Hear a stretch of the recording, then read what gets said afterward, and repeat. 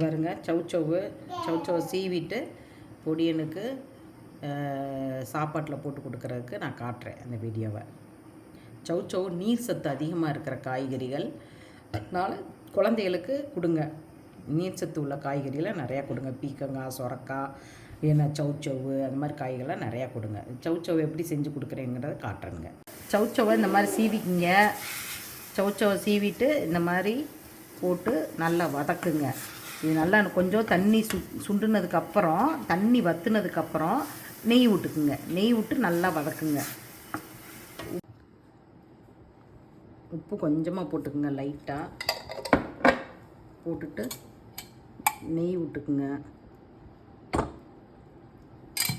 நெய் விட்டு நல்லா வதக்குங்க. சவுச்சவை இந்த மாதிரி சீவிக்குங்க. அப்போ தான் சீக்கிரம் வதங்கும். ஈஸியாக குழந்தைகளுக்கு சாப்பாட்டில் போட்டு பிசைஞ்சு ஊட்டலாம். நான் பிசைஞ்சு ஊட்டும் போது காட்டுறேன். இது மாதிரி சவுச்சவை நல்லா நெய்யில் வதக்கிக்கிங்க.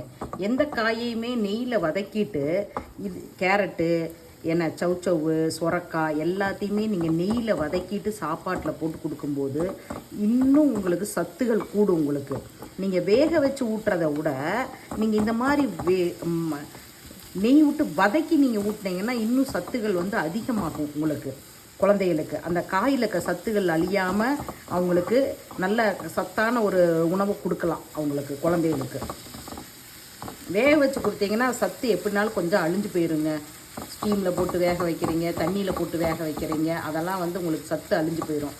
காயை இப்போ நெய்யில் ஃப்ரை பண்ணிவிட்டு அதுக்கப்புறம் நீங்கள் பிசைஞ்சு சாப்பாட்டில் கொடுங்க. கூட தயிர் மிக்ஸ் பண்ணிக்கிங்க.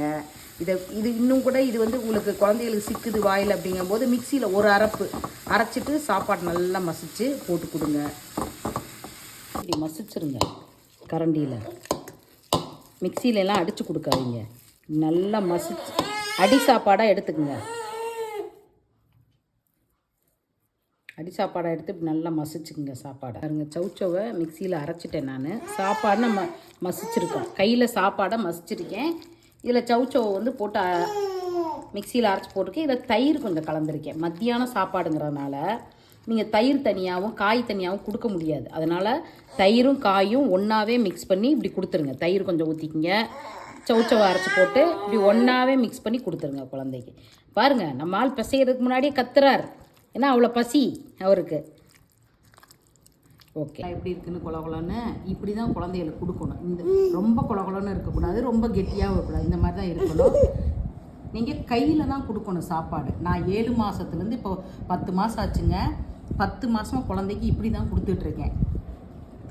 ஆட்டே சரி சரி சரி சரி சரி கையில் கொடுத்துருங்க. ஜித்துக்கு கையில் கொடுத்துருங்க. இப்படி விளையாட்டுக்கு ஏதாவது கையில் கொடுத்துட்டு விளையாட விட்டுக்கிட்டு இப்படி ஊட்டுங்க. வெளியில் கொண்டு போய் காக்கா குருவி காட்டி ஊட்டுங்க. நாங்கள் மோஸ்ட்டாக வெளியில் தான் வச்சு ஊட்டுவோம். இப்போ வெயில் அடிக்கிறதுனால மத்தியான டைம் நம்ம வீட்டுக்குள்ளே வச்சு தான் ஊட்டணும்.